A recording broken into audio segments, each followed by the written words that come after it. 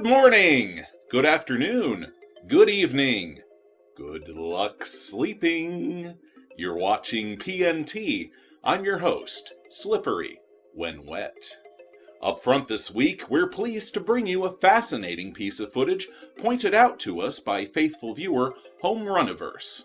Used by permission of and taken by the owner of YouTube channel Sukuwate Photography, the footage was recorded using a Yuntech drone. The pilot was taking footage of the approaching storm clouds on June 6, 2016, when the drone also apparently encountered several objects moving at an extremely high rate of speed. Let's have a look at the footage.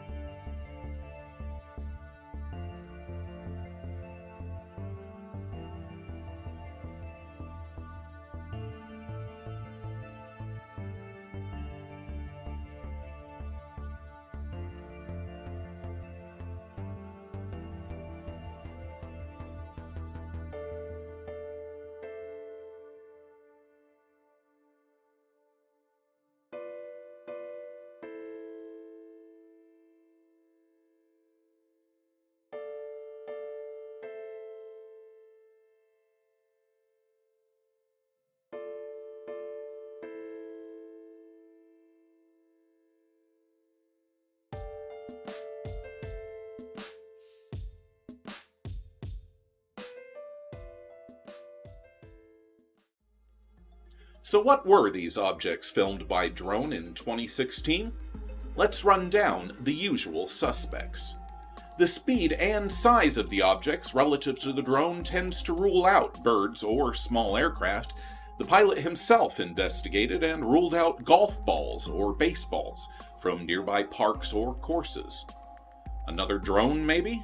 Perhaps a smaller one to simulate the objects. This is possible, but not terribly plausible, as a micro-drone the size of the objects seen in the footage would not have enough range or weight to fend off the air currents at that altitude.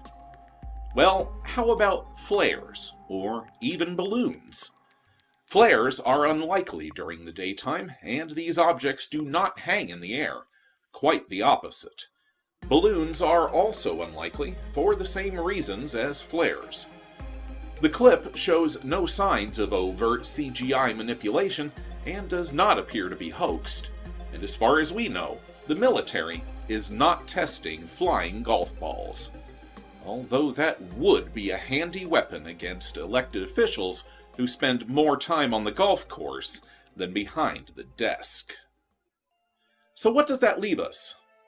Some have suggested that these objects might be similar to the Foo Fighters, reported by World War II pilots, small metallic or luminous spheres that would suddenly appear beside fighter craft, tracking along with the pilot's every move before finally disappearing in a dazzling display of speed and direction.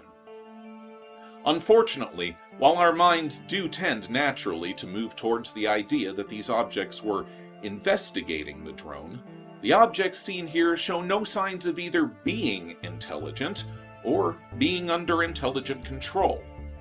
They simply move toward the camera and away from the rapidly encroaching storm in the distance.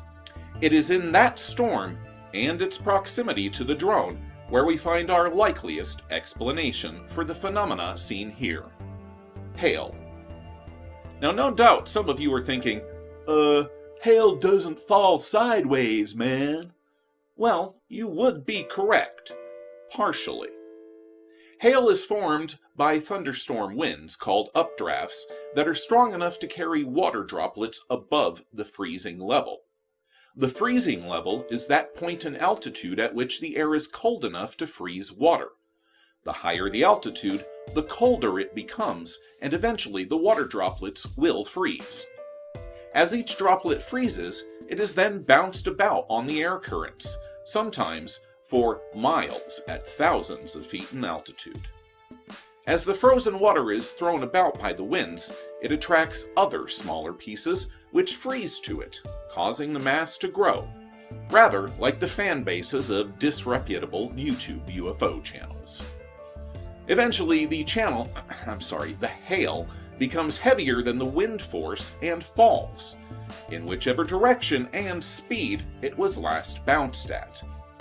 Anyone who has ever had to deal with hail damage knows the tremendous kinetic speeds these chunks of ice can attain.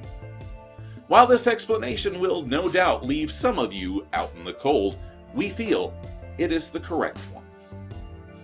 From one anomaly to another, PNT is now pleased to bring you an update on the remarkable and ongoing sightings of strange lights over Pueblo, Colorado. Since our initial report, we have been in contact with the primary source witness and have been able to obtain exact GPS coordinates for the initial recording we presented you in our previous episode covering the sightings. Able to place the witness location exactly, we were then able to use the buildings in the foreground of the video to determine the direction and rough elevation of the objects. An excellent start, but not quite enough to narrow down the distance from our source location or a flight path for the objects. For that, PNT needed a second witness and their location. Fortunately for us, there were other witnesses to the event that reached out over social media to our source and to PNT with their accounts. One in particular contained a compelling and important detail. The witness in question stated that they had sighted the objects to the east while on their way to work in nearby Canyon City, which lies roughly northwest of Pueblo and the sighting area. So why is the fact that the witness saw the objects to the east so important?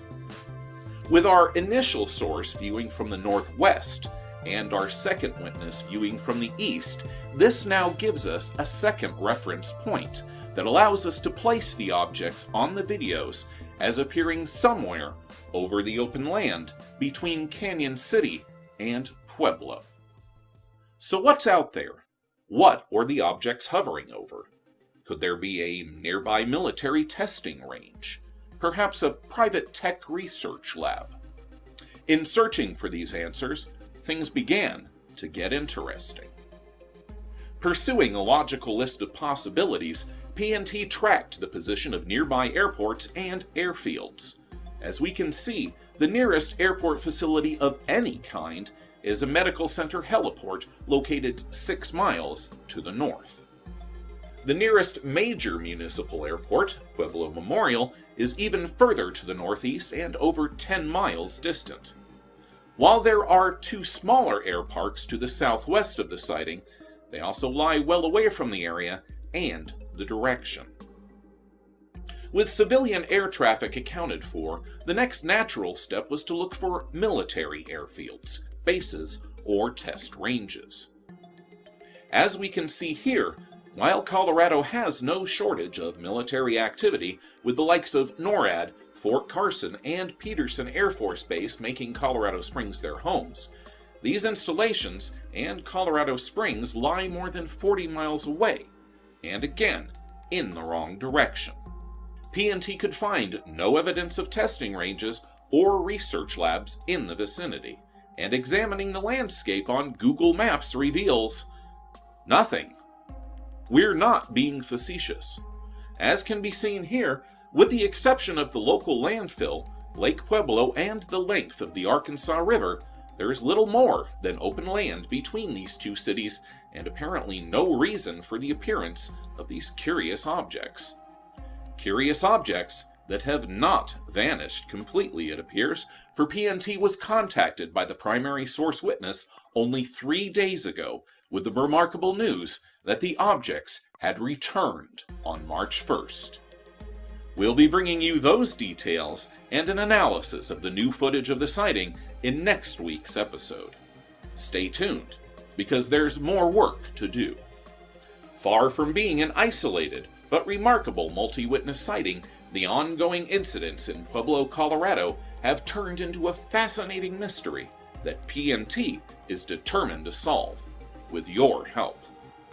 If you have any additional information or footage of these sightings, please contact PNT at one of the links in the description below. That's it for this time, faithful viewers. Thanks for watching, and be sure to click like, share, and the bell icon to be notified when we upload your next portion of the paranormal. I'm your host, reminding you to keep an open mind, because a closed one shuts out the truth.